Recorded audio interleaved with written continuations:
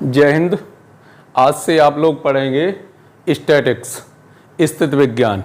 आप लोग समझ रहे होंगे कि ये विज्ञान है या जीव विज्ञान है या रसायन विज्ञान है। ये सब कुछ गणित के अंतर्गत आता है। स्थिति विज्ञान पहले इंटरमीडिएट में 6 बुक चलती थी। उन बुकों के अंतर्गत एक स्थिति विज्ञान, उसके बाद गति विज्ञान, कोऑर्डिनेट, अलजेब्रा, ट्रिग्नोमेट्री और कैलकुलस, ये किताबें थी। तो उसी में से एक भाग है, किसका है? स्टैटिक्स का। इसके अंतर्गत देखेंगे तो सबसे पहले डेफिनेशन देख लेते हैं। द्रव्य यानी मैटर दो रूप से होते हैं, एक तो द्रव और एक द्रव्य। तो द्रव्य के बारे में जानेंगे। द्रव्य उन सभी पदार्थों का सामूहिक नाम है। द्रव्य उन सभी पदार्थों का सामूहिक नाम है जिसमें हमारा विश्व बना है।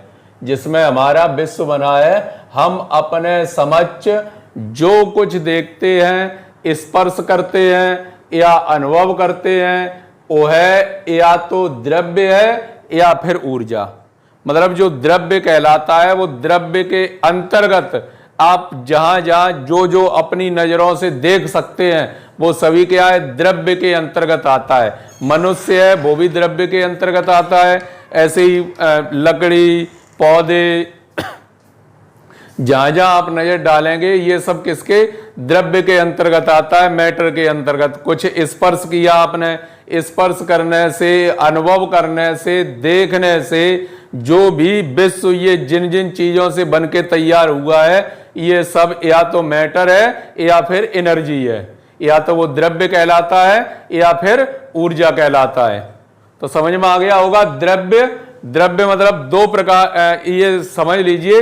कभी कभी लिखे आता है द्रव और कभी कभी लिखे आता है द्रव्य। तो द्रव्य के अंतर्गत द्रव भी आता है, ठोस भी आता है और गैसें भी आती हैं। द्रव्य तो द्रव्य तो टोटल है, जो भी ब्रह्मांड जिन जिन चीजों से मिलकर बना है ये सब किसके? द्रव्य के अंतर्गत आते हैं। तो परिभाषा आप समझ गए होंगे। द्रव्य उन सभी पदार्थों का सामूहिक नाम है जिसमें हमारा विश्व बना है। हम अपने समक्ष जो कुछ भी देखते हैं, स्पर्श करते हैं या अनुभव करते हैं वो है या तो द्रव्य है या फिर ऊर्जा। उसके बाद अगली हेडिंग पिंड। द्रव्य की किसी सीमित मात्रा को पिंड कहते हैं। द्रव्य की किसी सीमित मात्रा को पिंड कहते हैं। जैसे लोहे का टुकड़ा, लोहे का टुकड़ा तो टुकड़ा है लोहे का, वो क्या है? एक पिंड है पूरा भारी। उसमें से एक डाली लोहे का टुकड़ा, जैसे लकड़ी का टुकड़ा हुआ या और किसी का, ये इन्हें क्या कहते हैं? पिंड कहते हैं। अगला कण। कण बहुत छोटे छोटे कण।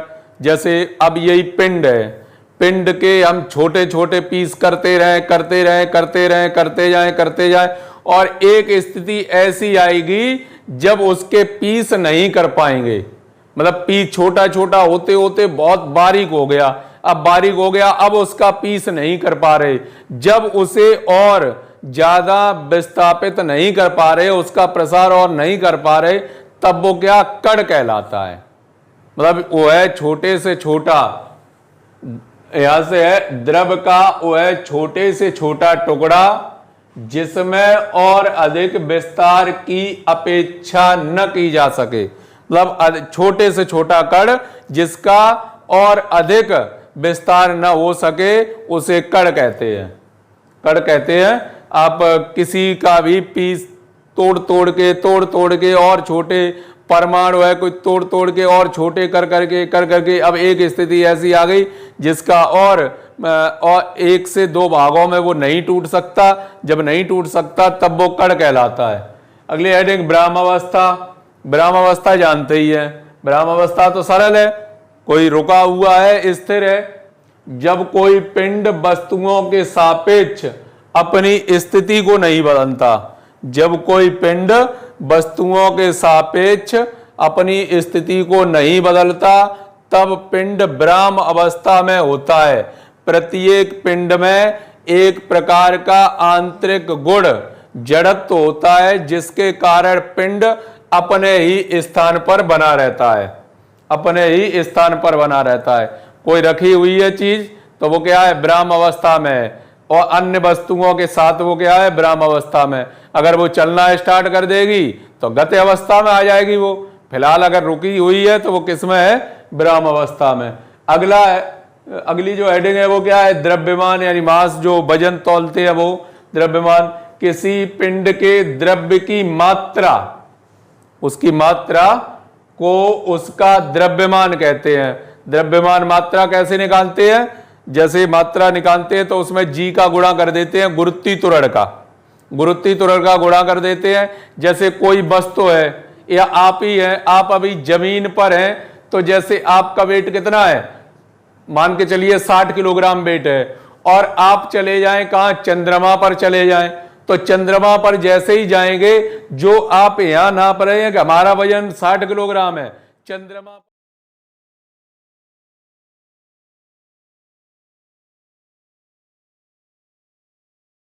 होता है उसका वेट। तो वही है, वेट तो किस पर निर्भर करता है, गुरुत्वीय त्वरण पर। तो उसकी मात्रा को उसका द्रव्यमान कहते हैं। बल की परिभाषा कक्षा 4-5 से ही पढ़ना स्टार्ट कर देते हैं। आओ विज्ञान करके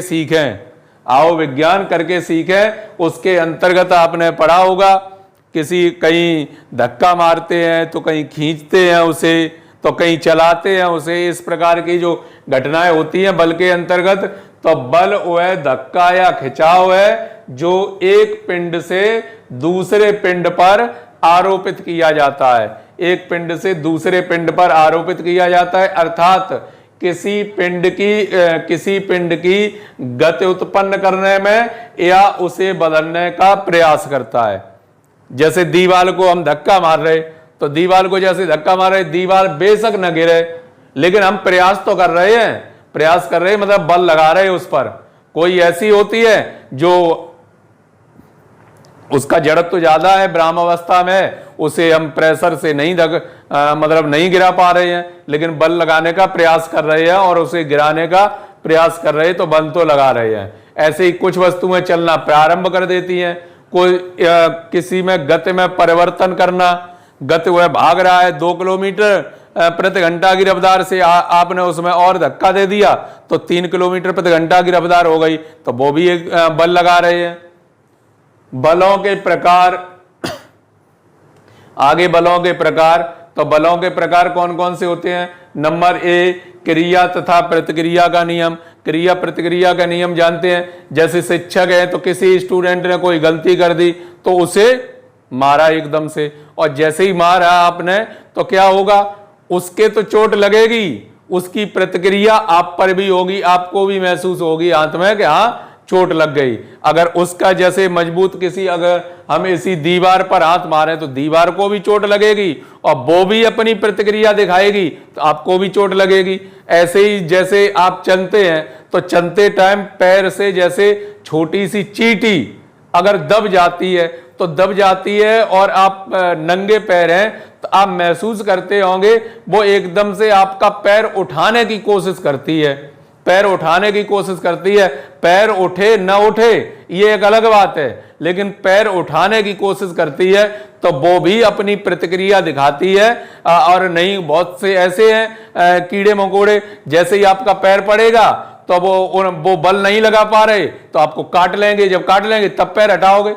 तो कहीं ना कहीं क्रिया के प्रति उसकी प्रतिक्रिया होती है, क्रिया के प्रति प्रतिक्रिया होती है। तो प्रतिक्रिया, आप किसी को चोट पहुंचाएंगे तो वो भी आपको चोट पहुंचाएगा।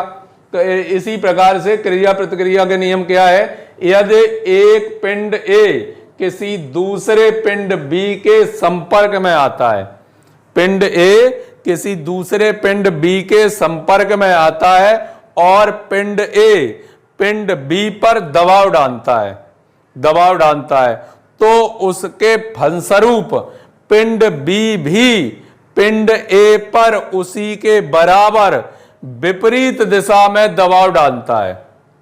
पिंड ए के दबाव को क्रिया तथा पिंड बी के दबाव को प्रतिक्रिया कहते हैं। इसे क्रिया प्रतिक्रिया का नियम कहते हैं। मतलब आप किसी को कष्ट पहुंचाएंगे तो वो भी आपको पहुंचाएगा। जैसे कोई दुर्बल है और आप सबल हैं, आप उसे मारने की कोशिश कर रहे हैं तो कभी कभी देखा नहीं होगा दूसरे रूप में बल प्रयोग करेगा। जैसे आप किसी कमजोर व्यक्ति को मारेंगे तो वो, आप मार रहे हैं तो कुछ नहीं करेगा, तो वो गाली देगा, साले तुझे मारेंगे, हम देख लेंगे बाद में, ये करेंगे वो करेंगे, तो वो गालियों से आप पर बल लगाएगा। बल लगाने का प्रयास तो करेगा किसी न किसी रूप में। अगर वो निर्बल है तो वो और कोई रूप अपनाएगा, या बाद में छिपके बार करना, ये करना, लेकिन क्रिया के प्रति वो प्रतिक्रिया जरूर दिखाएगा। तो क्रिया प्रतिक्रिया का नियम आगे देखते हैं। तनाव, तनाव क्या है? तनाव यहां जैसे टेंशन, कि आज बहुत टेंशन है तो दिमाग में तनाव आ गया। तनाव आ गया तो तनाव कब आता है? तनाव ये भी किसी दूसरे के द्वारा दिया गया तनाव। क्या है?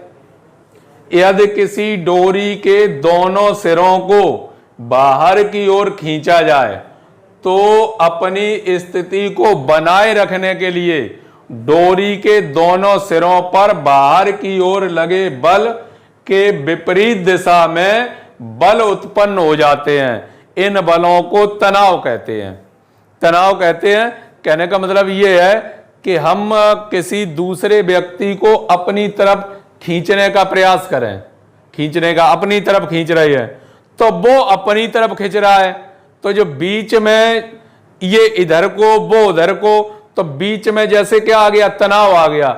जैसे प्रचार में देखा होगा, प्रचार में देखा होगा उसका आता है फेविकॉल का प्रचार, तो एक हाथी इधर खींचता है, एक हाथी इधर खींचता है, फेविकॉल का जॉइंट है, छूटेगा नहीं, तो फेविकॉल वाला आता है, तो बीच में क्या? तनाव उत्पन्न हो गया विपरीत दिशाओं में, इसके विपरीत इसमें और इसके विपरीत इसमें, तो तनाव। तनाव के बाद है प्रत्याघात।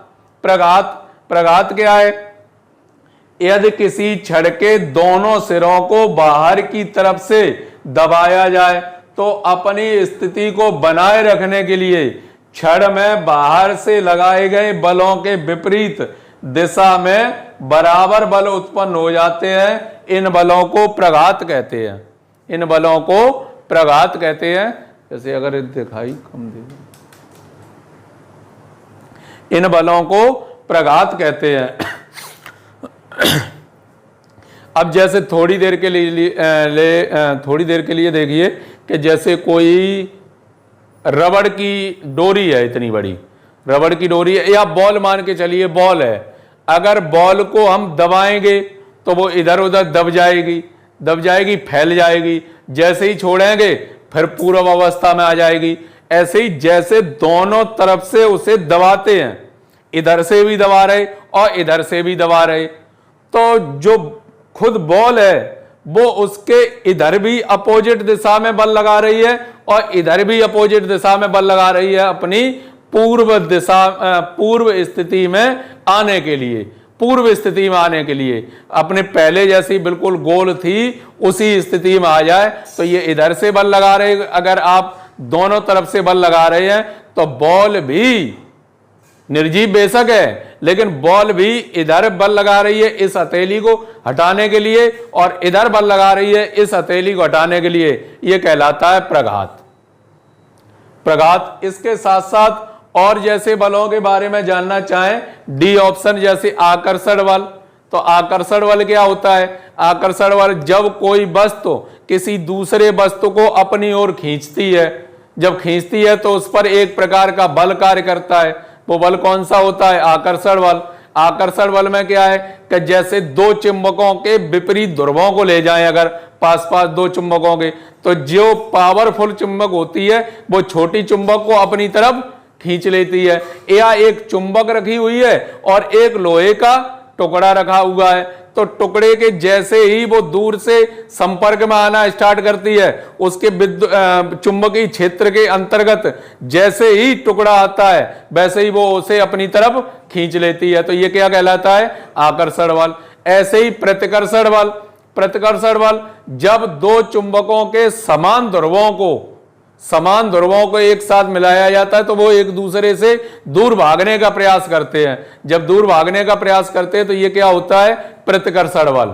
प्रतिकर्षण बल, आकर्षण बल और इनके बारे में आप क्रिया प्रतिक्रिया का नियम, तनाव, प्रघात, आकर्षण बल, प्रतिकर्षण बल, इनके बारे में सीखेंगे आप आगे। तो पहले ये परिभाषाएं ठीक से आपने देख ली, द्रव्य, पिंड, कण, द्रव्यमान, बल और बलों के प्रकार। अब इससे और आगे बढ़ते हैं। देखिए आगे, द्रव्य तथा ऊर्जा में अंतर। अभी आप पढ़ ही चुके हैं कि द्रव्य किसे कहते हैं, ऊर्जा किसे कहते हैं, कण क्या है, बल क्या है, इनके बारे में पढ़ चुके हैं। अब आगे देखेंगे द्रव्य तथा ऊर्जा में अंतर। द्रव्य के बारे में जानते हैं। द्रव्य मतलब ब्रह्मांड में जो कुछ भी बना हुआ है, जो आंखों से देखते हैं, जो स्पर्श करते हैं, या जो हमें दिखाई देता है और जिसका भी अनुभव करते हैं, ये सभी क्या द्रव्य के अंतर्गत आते हैं। तो द्रव्य तथा, या तो वो द्रव्य होगा या फिर वो ऊर्जा होगी। तो द्रव्य और ऊर्जा में क्या अंतर, आइए पढ़ लेते हैं। द्रव्य वह वस्तु है जो स्थान घेरे। द्रव्य अर्थात द्रव्य है वह वस्तु जो स्थान घेरती है तथा उसमें भार हो, और ऊर्जा कोई निश्चित स्थान नहीं घेरती। ऊर्जा में परिमाण होता है, जैसे पत्थर एक द्रव्य है और कोयला में क्रिया करने पर ऊर्जा उत्पन्न होती है।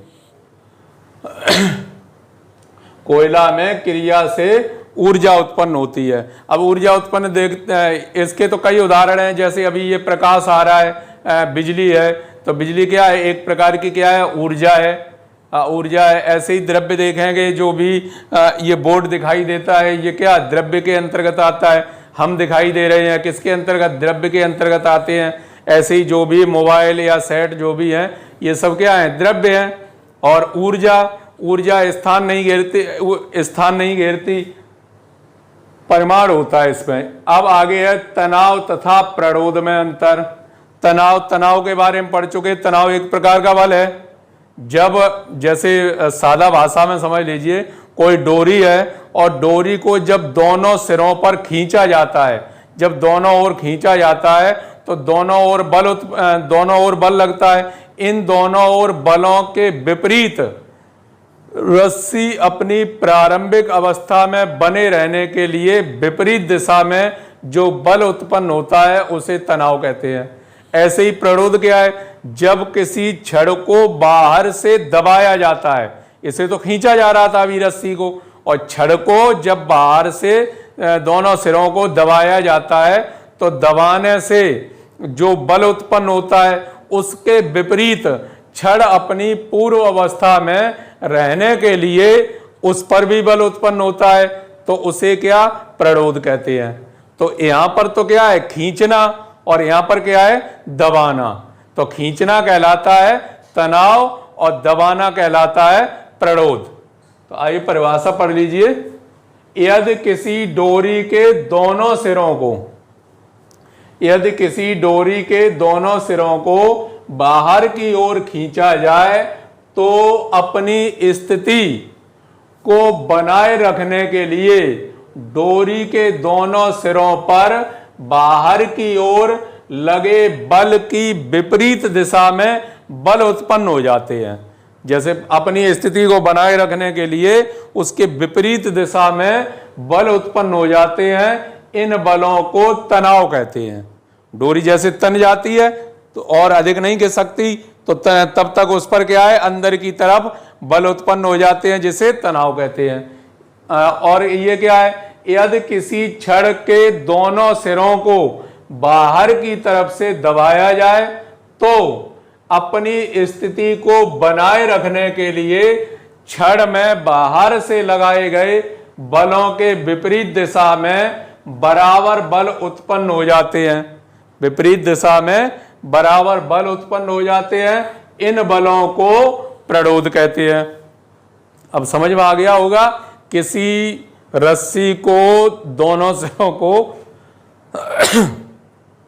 बाहर की ओर खींचना, जब खींचते हैं तो अंदर क्या, तनाव उत्पन्न होता है। और जब किसी छड़ को दोनों सिरों से बाहर की ओर दबाते हैं, दबाने पर क्या, प्रणोद उत्पन्न होता है। दोनों बल ही एक क्या है तनाव और एक क्या है प्रणोद। आ गया होगा समझ में। अब आगे द्रव्यमान तथा भार में अंतर। द्रव्यमान तथा भार में अंतर। किसी पिंड का भार पृथ्वी के आकर्षण बल पर निर्भर करता है। किसी पिंड का भार पृथ्वी के आकर्षण बल पर निर्भर करता है, अर्थात यदि पिंड को एक स्थान से दूसरे स्थान पर ले जाया जाए तो उसका भार घट या बढ़ सकता है। अब आपके अनुसार देखो, अगर आपने अनुभव किया हो तो जैसे उसमें जाते हैं नुवाइस में जाते हैं तो नुवाइस में ऊपर वाला झूला झूलते हैं जो इस तरीके से बड़ा वाला चक्कर चलता है। तो बड़ा वाला चक्कर चलता है तो जब चक्कर नीचे से ऊपर की तरफ जाता है तो आपको कुछ महसूस नहीं होता, लेकिन जैसे ही ऊपर से नीचे की ओर आता है तो आपको लगता है कि हमें भार की कमी हो गई है और हम उड़ रहे हैं। बिल्कुल इस तरीके की स्थिति हो जाती है जब नीचे से ऊपर जाते हैं तो वही स्थिति लगभग वही स्थिति बनी रहती है, लेकिन जैसे ही ऊपर से नीचे आते हैं तो ऐसा लगता है भार की कमी हो गई है और हम अब उड़ने लगे हैं। इस तरीके की कंडीशन होती है। ऐसे ही और भी जगह देखेंगे तो जैसे जैसे कई पृथ्वी पर यहां भार, यदि पृथ्वी के और अंदर चले जाएं केंद्र की तरफ तो भी भार की कमी होती है, ऊपर की तरफ चले जाएं तो भी भार की कमी होती है। ये जैसे जो अपना हिंदुस्तान है या और भी देश हैं, अमेरिका है, ये अपने अपने इन्होंने सैटेलाइट अंतरिक्ष में सेट कर रखे हैं। तो जैसे ही इंडिया से भेजा गया भास्कर वन ऐसे ही उससे रूस से स्पुतनिक भेजा गया। तो ये क्या है, जहां भी सेट किए गए हैं अंतरिक्ष में वहां इनका कोई भार नहीं है, वहां पृथ्वी के आकर्षण से तो ये बाहर हो गए। तो जब बाहर हो गए तो वहां पर इनका जो भार है वो बिल्कुल खत्म हो गया। अब भाई यहां पर जब यहां से भेजे गए तो इनमें टन के हिसाब से वजन था, और जब ये अंतरिक्ष में जहां से ये सैटेलाइट काम करते तो वहां पर इनका जो भार है वो क्या है, नगण्य है, यानी ना के बराबर है। ऐसे ही निर्वात की स्थिति हो अर्थात जहां इसका न तो पृथ्वी का कोई आकर्षण हो न हवा का कोई प्रभाव हो, और निर्वात की स्थिति हो तो निर्वात की स्थिति में एक लोहे का टुकड़ा और एक जैसे बहुत हल्की चीज जैसे चिड़िया का पंख अगर ये डाले जाएं तो दोनों का जो भार है वो तो नगण्य, दोनों साथ साथ आएंगे एकदम।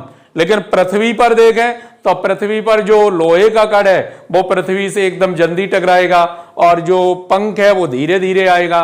तो भार जो है, भार किस पर, पृथ्वी के आकर्षण बल पर निर्भर करता है। अर्थात पृथ्वी का आकर्षण कम ज्यादा जहां भी है उसके हिसाब से उसका भार कम और अधिक हो सकता है। ऐसे ही देखें पृथ्वी के जो भूमध्य रेखा है, भूमध्य रेखा पर एक पिंड का जितना भार है और उसका भार पृथ्वी के उत्तरी तथा दक्षिणी ध्रुव पर उसका भार क्या होता है, बढ़ जाता है। वहां पर कम होता है, मतलब भूमध्य रेखा पर कम होता है, और उत्तरी और दक्षिणी ध्रुवों पर उसका भार क्या होता है, बढ़ जाता है। ऐसे ही पृथ्वी के भीतर केंद्र की तरफ जाएंगे तो उसका पिंड का भार घट जाता है। द्रव्यमान क्या है, द्रव्यमान की स्थिति पर कोई प्रभाव नहीं पड़ता, वो स्थान कोई मायने नहीं रखता, चाहे वो यहां हो, चाहे वो अंतरिक्ष में हो, चाहे वो पृथ्वी के अंदर हो, चाहे भूमध्य रेखा पर हो, चाहे उत्तरी और दक्षिणी ध्रुवों पर हो। तो आइए परिभाषा में क्या लिखा है, किसी पिंड का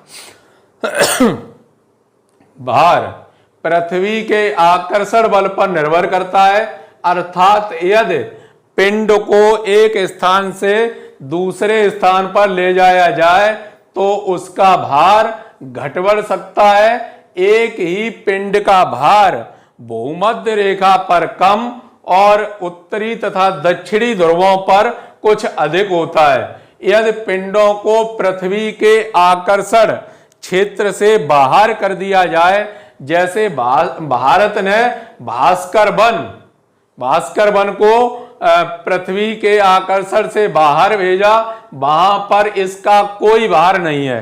पृथ्वी जैसे भारत ने तो भेजा कौन सा, भास्कर 1, ऐसे ही अलग अलग देशों ने अलग अलग भेजे हुए हैं, अलग अलग उन्हें नाम दिया गया, तो वहां पर कोई भार नहीं होता। किंतु द्रव्यमान घटता बढ़ता नहीं है। द्रव्यमान है जो घटता बढ़ता नहीं है, चाहे कहीं भी ले जाएं।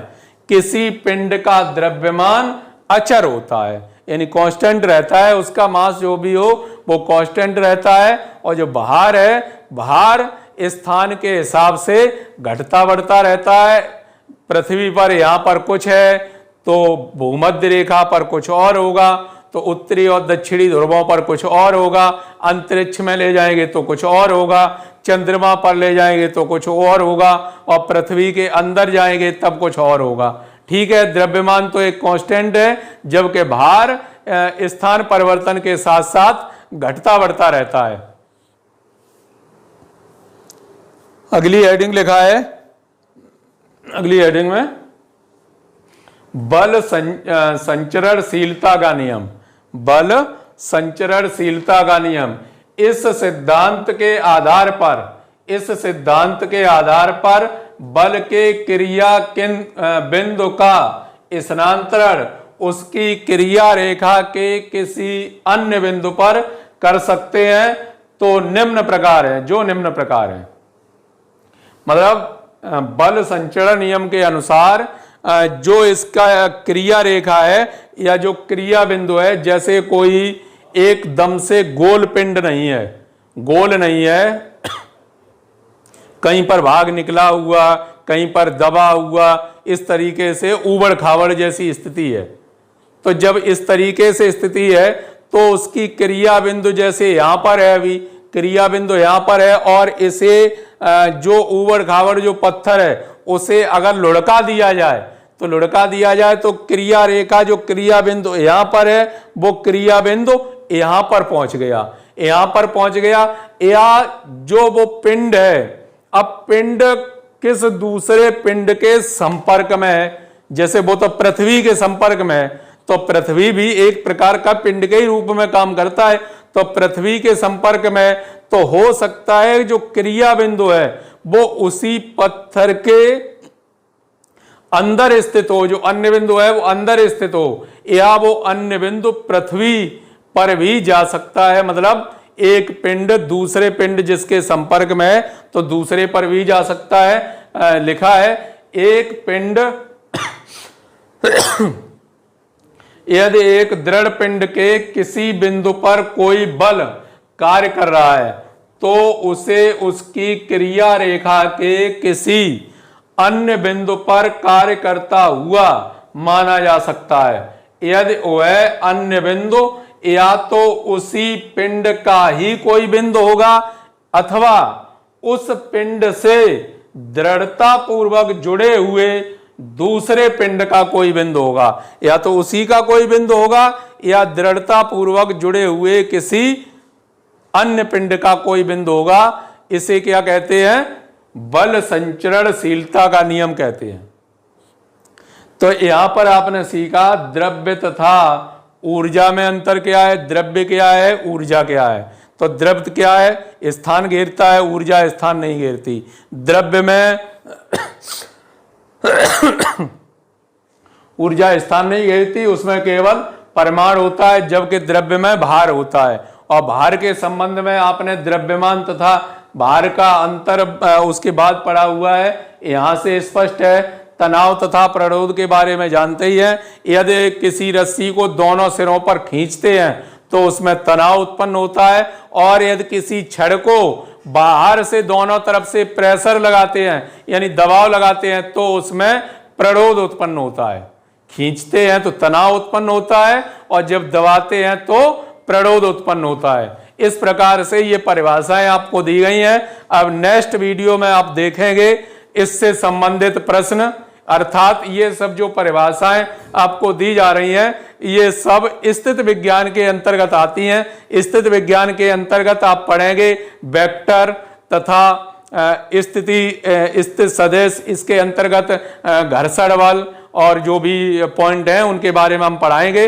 नेक्स्ट वीडियो लेकर फिर से आपके सामने उपस्थित होंगे। तब तक के लिए जय हिंद।